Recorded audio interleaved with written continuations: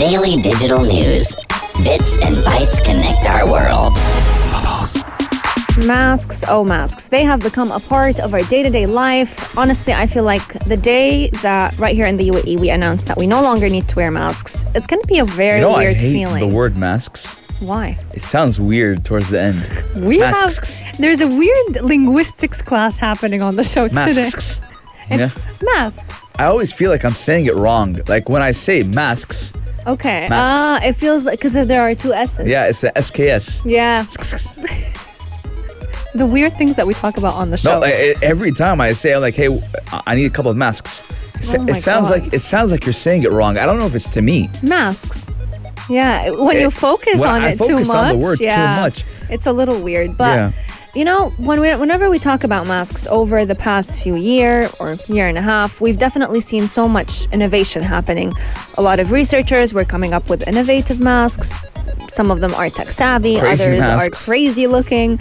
But researchers right here in the UAE, more specifically in Abu Dhabi, are developing a technology that could allow your regular mask to filter out more specific viruses such as COVID-19 and the flu. We do know that wearing the mask does not mean that we are completely immune to COVID-19. It's just a way... It saves you a big percentage. Yeah, it's a layer of protection. But what if we can make that layer of protection even more specific by using nanotechnology? So the idea behind nanotechnology is to create specific fibers with certain bonds that will filter out the specific virus we're targeting, whether that is COVID-19 or, let's say, influenza B, any influenza that is trending in the medical world. Yeah, it's seasonal flu. Yeah.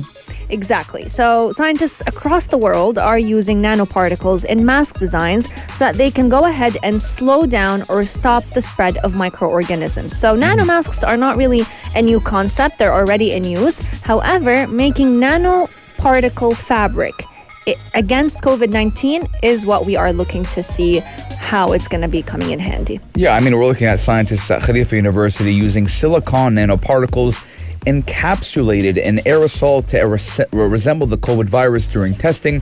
And then it was then sprayed onto two different masks with different fiber densities to demonstrate what would happen upon contact.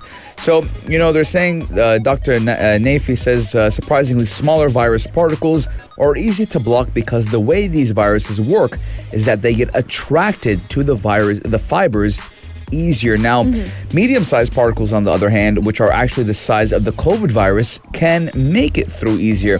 So, you know, we're seeing how the scientists who also discovered that the structure of these particles changed when they came into contact with the fiber of that mask. Now, don't think that the masks right here in the market don't work. They work perfectly well. Yep. But we're looking at an upgrade. It's always better to have an extra wall of defense, as the COVID-19 pandemic is getting better, yes, but it's still here.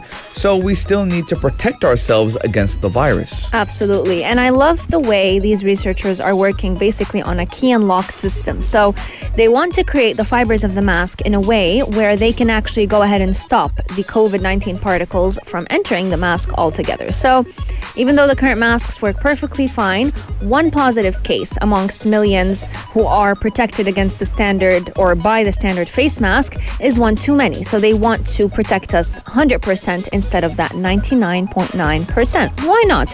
Especially when it comes to frontline workers, these guys are subjected to large viral loads all the time. They come into contact with hundreds and hundreds of patients on a day-to-day basis. So when we talk about a future where if a new virus hits, we can design a mask against it that can specifically filter that virus, that's going to be a dream come true for many, many researchers. Let us know what are your thoughts, and would you like to wear a mask with specific protection? Imagine you go to the supermarket or the grocery store and you find mask against COVID-19, mask against influenza, or a mask against, let's say, influenza A, influenza B, and COVID-19. That's going to be an interesting look, because now I go into the grocery store and I look at how many PLY, I think is what it's called. So like 3 PLY is better than 2. I don't know. But. So you're saying at one point in time, Umnia, if this does continue, we're going to be having a closet of masks that, Yeah, it's like you pick out your you wake outfit up in the morning, morning. you have, your coats, you have your shirts, you have your dress shirts. You have the COVID vaccine, You have COVID mask. And then on the other hand, you have your other part of your closet, mask against COVID. Now, what am I thinking? What is trending today? What is a high percentage of COVID-19, the normal virus, or whatever? Now, that's a fun, not so fun actually, idea. But let us know your guys' thoughts. 4215 Dua Salat or on our Instagram at Pulse95 Radio. We are taking a short break, but as soon as we come back, we're talking about Alibaba and the RTA team that's going to team up to monitor the public transport right here in the UAE.